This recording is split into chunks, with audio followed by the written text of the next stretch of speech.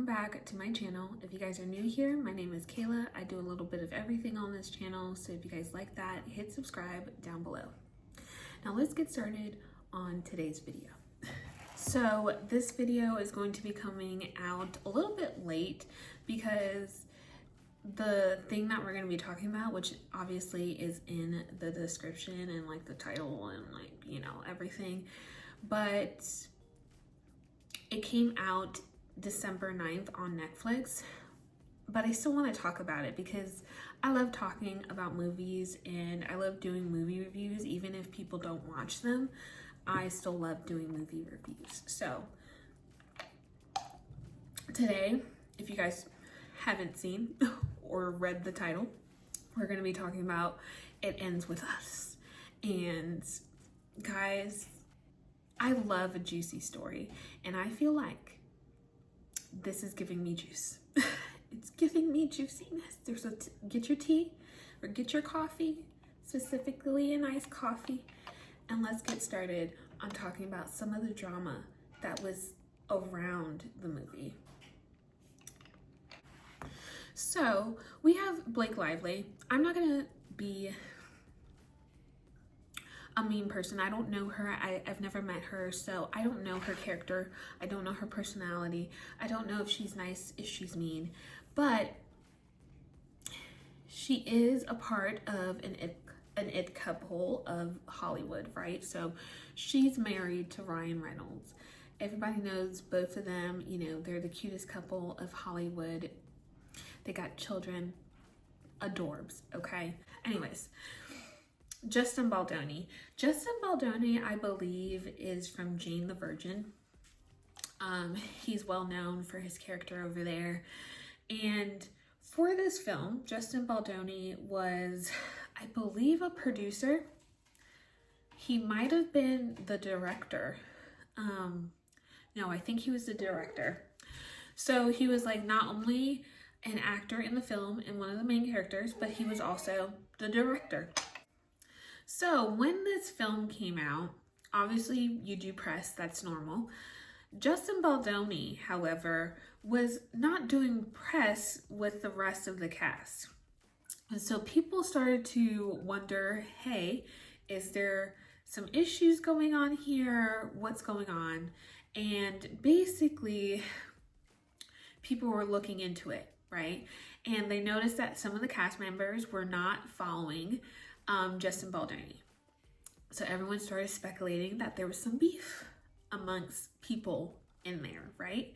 And then there was like an inside scoop person that stated that there was a riff between like Justin Baldoni and Blake Lively on creative directions for the film, okay? Which we'll get into some more.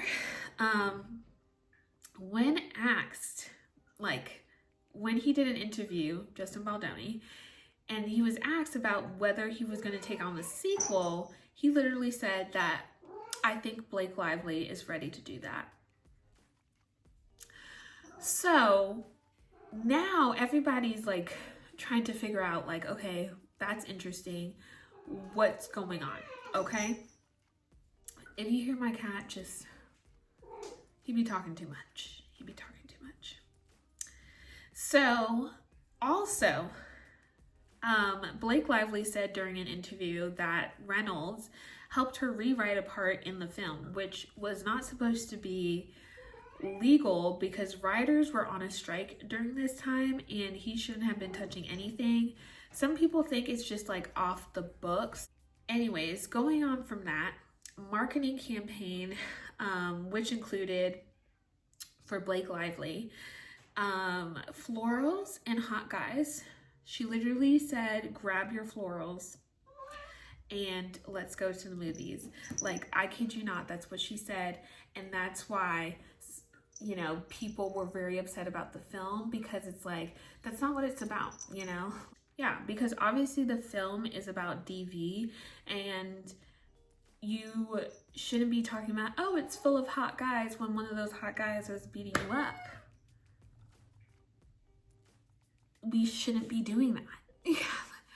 Anyways, Blake Lively was also like really trying to encourage people to like buy her new hairline. Like every time she did an interview, she would like be like, "Can I fix your hair?" And it's not appropriate, Blake. It's not appropriate, okay? You can also talk about how Blake Lively in the film, her outfits are horrendous. I don't know who said to wear those outfits. And that's not how I portrayed the character. Like when I read the book, I didn't portray the character how she looked. So there was a lot that people were mad about with Blake Lively, okay? Justin Baldoni, people weren't understanding why the other cast members weren't following Justin Baldoni, because he was really the one that was talking about DV, about what the film was truly about at its core, right? He was the one talking about it. And no one else seemed to be doing that, which was weird. Okay? Very weird. Let's talk about Colleen Hoover, okay? I don't know if y'all know, but Colleen Hoover, she's got some tea. Colleen Hoover is the writer of the book It Ends With Us, if you guys don't know. She has several other books that some people really enjoy and some people really don't. Now, she has some controversies, okay? She primarily writes young adult books that deal with DV and abuse, okay? I don't know if those should be topic in young adult books, but it is what it is, right? So in these books, a lot of the books move past the abuse, which is very common in the film because she really did not, there was like no like building herself up after just going through a really hard time. It just makes it unrealistic for people who have experienced DV, because obviously after experiencing that, you're kind of lost. You don't know where you're gonna go from here. You feel like, you know, you have to go back or whatever. And it's not linear of just going up and being able, like, I'm powerful. It is very much a roller coaster. And I think that in the film, they didn't really portray how a DV survivor really is. Now, maybe they were saying, like, you know, they're trying to portray it a different way, but personally, I just didn't appreciate how they portrayed it. So with that being said, I'm going on a tangent. Colleen Hoover seems to romanticize some of these things, some of these like DV, domestic violence, abuse, stuff like that. She like really romanticizes it. Well, besides those things, besides about her book, her son actually was accused of sexual harassment, and some of the statements that she stated following that have been very controversial. And if you guys have not seen it, I recommend you going to see some of these things, because what she said was just like not right. And also, I just want to say, like, her son wasn't a child. It wasn't like, oh, I had a talk with him and stuff like that. Like, he was a baby. He was 21. Come on now. Come on. Come on. So yeah, that's where some of the drama is going on with the film. So let me get into some of the things about the film and some of my thoughts on the film. I'm not going to give you guys like a whole synopsis because it's a very short film. I think you guys could watch it if you want to. Maybe you will, maybe you won't. Depends on you. But anyways, so the ratings of the film was 55% on Rotten Tomatoes, 6.5 out of 10 on IMDb, 4 out of 5 on Common Sense Media. So it's not really that good, and it's kind of mixed too. I think it depends on whether or not you would enjoy a film like this. But some of my thoughts that I think I have about the film is, obviously some books don't always follow the plot, and that's pretty normal, right? But I feel like they missed a lot of chunks of things that really adds to the plot. For instance, the time in between where she realizes she's pregnant, and how he comes in and is trying to, you know, be supportive and trying to get her back, wearing his ring, and trying to build the crib. Like, you kind of don't really see that in the film. It's kind of just a montage, and I think it's really important that that be added in there, because those conversations build to that moment of when they're into the hospital and she's like, well, why do you think that I should stay? You know, that type of thing. I also felt like there was a lot of jump cuts and a lot of montages. I felt like it was in a music video, and that's not what it needed to be. It had no substance, at all. Sometimes I wish there was like a monologue, like her thoughts, because I think in the book we hear a lot about her thoughts and we don't hear anything in the film. And I think it would be very beneficial to hear some of her thoughts, what she's going through. When those montages are going on, we should have been hearing her thoughts.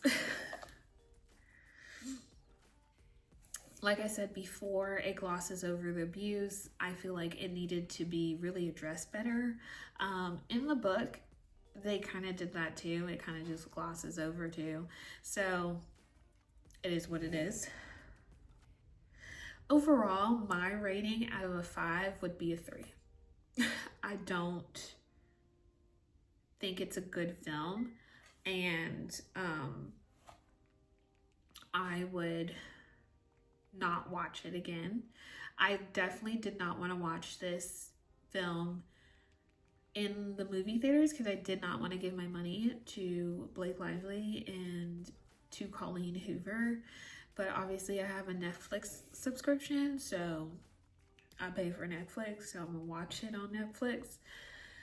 But if you guys want to watch it, be my guest. It's on Netflix. You don't have to pay for anything, and I recommend just watching it on there.